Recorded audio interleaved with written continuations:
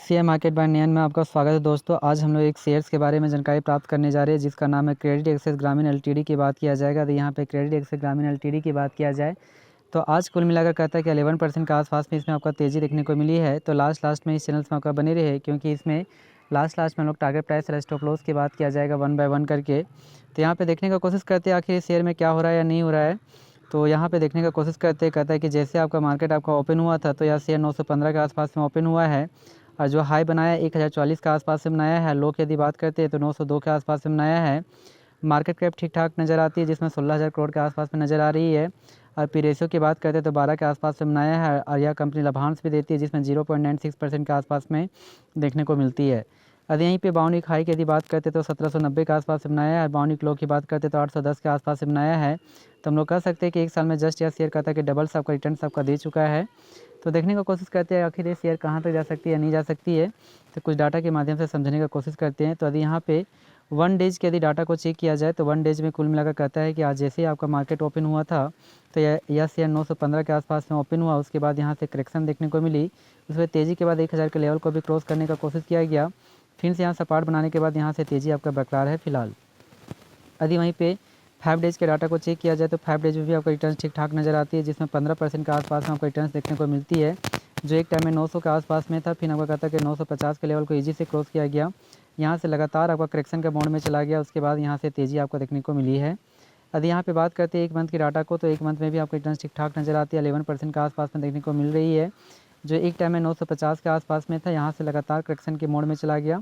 फिर यहाँ से तेज़ी बरकरार रही, फिर आपका करेक्शन गया। उसके बाद यहाँ से तेज़ी आपका बरकरार रही है।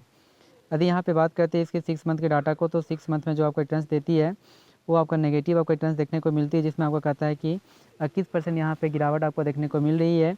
जो एक टाइम में कहता है कि यह शेयर 1200 से आपका ज़्यादा था, लेकिन इस प्राइस लेवल से आपको कहता है कि नीचे प्राइस लेवल में जाने का कोशिश किया, जो 800 लेवल को भी छूने का टच किया और लेकिन यहाँ से कुछ आपको कहता है रिकवरी देखने को मिली है। तो 6 मंथ के व्यू की दृष्टि से देखा जाए तो यह शेयर उतना अच्छा आपका कार्य नहीं कर रहा है। यदि यहीं पे बात करते हैं इसके 1 साल के डाटा को तो 1 साल में आपका जो रिटर्न्स देता है वह भी आपका नेगेटिव आपका रिटर्न्स है जिसमें आपका सबसे बड़ी रिटर्न्स है नेगेटिव रिटर्न्स है जिसमें 40% आपका गिरावट देखने को मिली है। एक टाइम में यह शेयर कहता है कि 1500 16 1700 के आसपास में था और लगातार यहाँ से जो आपका करेक्शन मोड में चला गया, लगातार आपका करेक्शन मोड में चलता गया। तो हम लोग कह सकते हैं कि इस तरह से आपका 1 साल में भी आपका रिटर्न्स उतना अच्छा बेटर रहा नहीं है। तो लॉन्ग टर्म के व्यू की दृष्टि से यहाँ थोड़ा सा यह शेयर खतरनाक हो सकती है।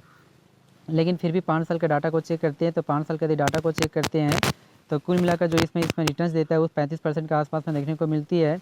एक टाइम में यह शेयर 1000 के आसपास में था, उसके बाद नीचे की ओर करेक्शन देखने को मिली और तेज़ी के बाद 1000 के लेवल को क्रॉस करने का कोशिश किया गया। उसके बाद यहाँ पे तेज़ी देखने को मिली। उसके बाद पुनः आपको कहता है कि इसमें गिरावट आपको देखने को मिली है। तो 5 सालों में आपका रिटर्न ठीक ठाक है, 35% के आसपास में आपका नज़र आती है।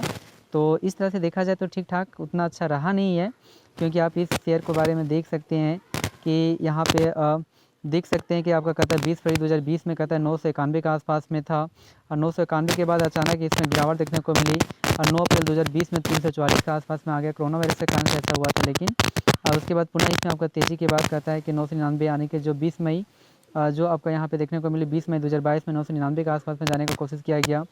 पुनः कहता है कि इसमें आपको करेक्शन देखने को मिली और करेक्शन के बाद कहता है 899 के आसपास में जाने का कोशिश किया गया 3 फरवरी के बाद और उसके बाद कहता है कि पुनः इसमें तेज़ी के बाद कहता है कि 1604 के आसपास में उसके बाद यहाँ पे करेक्शन देखने को मिली है।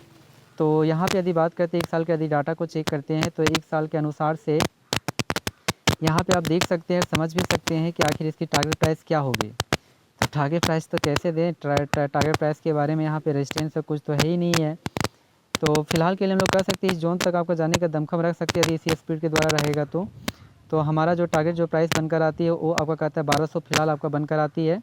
तो 1200 के लिए आपका बाय करके रख सकते हैं। लेकिन सबसे बड़ी बात है इसके स्टॉप लॉस कहाँ रखा जाए। तो स्टॉप लॉस की ज़्यादा अग्रसर हो रहा है तो स्टॉप लॉस हमारा जो बनकर आता है वो आपका इस जोन में बनकर आता है। सबसे आपका निचला जो प्राइस लेवल इसी जोन में बनकर आया 810 रुपीज़। तो हमारा जो स्टॉप लॉस जो आपका बनकर आता है वो आपका कहता है कि 810 रुपीज़ आपका बनकर आता है। जी हाँ दोस्तों, थैंक यू वेरी मच। लेकिन फिर भी आपका जो फिनेंशियल एडवाइज़र है उसके द्वारा एक बार सलाह ले लें और उसके बाद अपने बाय करके अपने पोर्टफोलियो में इसे रख सकते हैं। Thank you very much.